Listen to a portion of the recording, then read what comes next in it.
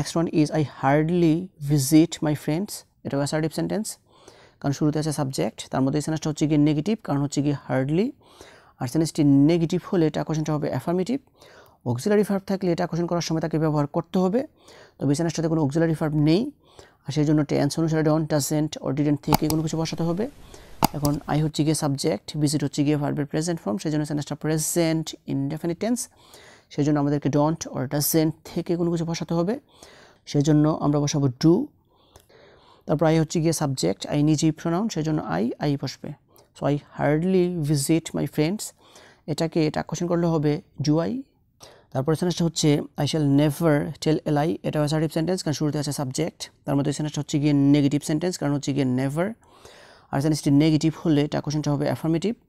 Auxiliary verb থাকলে এটা question করার সময় তাকে ব্যবহার করতে হবে, শ্যাল হচ্ছে গিয়ে অক্সিলারি ভার্ব, সেই জন্য শ্যালটাকে আমরা ব্যবহার করব। আর যেহেতু সেন্টেন্সটা নেগেটিভ সেন্টেন্স, সেই জন্য টাক কোশ্চেনটা হবে অ্যাফার্মেটিভ, আর সেই জন্য শ্যালই থাকবে, শ্যালের সাথে কোনো নট বসানো যাবে না। আর আই হচ্ছে গিয়ে সাবজেক্ট, আই নিজেই প্রোনাউন, সেই জন্য আই বসবে।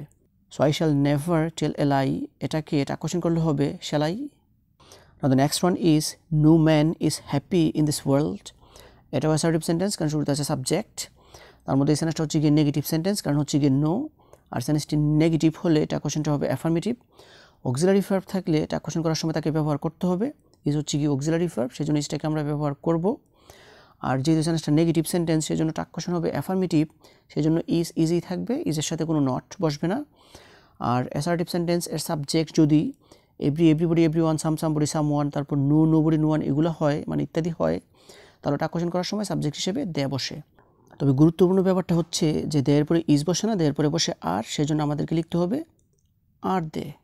So no man is happy in this world, এটা কোশ্চেন করলে হবে আর দে।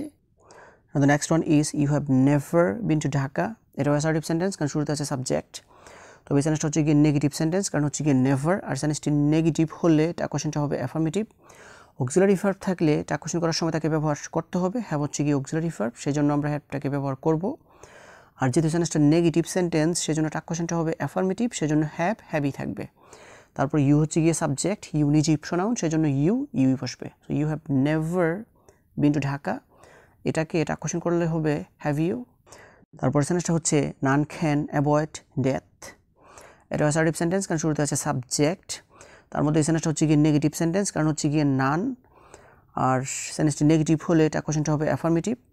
অক্সিলারি ভার্ব থাকলে টাক কোশ্চেন করার সময় তাকে ব্যবহার করতে হবে, ক্যান হচ্ছে গিয়ে অক্সিলারি ভার্ব, সেই জন্য ক্যানটাকে আমরা ব্যবহার করব। আর যেহেতু সেন্টেন্সটা নেগেটিভ সেন্টেন্স, সেই জন্য টাক কোশ্চেনটা হবে অ্যাফার্মেটিভ, সেই জন্য ক্যানই থাকবে। তারপর অ্যাসার্টিভ সেন্টেন্স এর সাবজেক্ট যদি নোবডি, নোয়ান, নান এগুলো হয়, মানে ইত্যাদি হয়, তবে টাক কোশ্চেন করার সময় সাবজেক্ট হিসেবে দে বসে। So naan can avoid death, টাক কোশ্চেন করলে হবে ক্যান দে। তারপর সেন্টেন্সটা হচ্ছে the girl hardly visits her parents. এটা অ্যাসার্টিভ সেন্টেন্স, কারণ শুরুতে আছে সাবজেক্ট, তার মধ্যে এই সেন্টেন্সটা হচ্ছে নেগেটিভ সেন্টেন্স, কারণ হচ্ছে কি হার্ডলি। আর সেন্টেন্সটি নেগেটিভ হলে টাক কোশ্চেনটা হবে অ্যাফার্মেটিভ।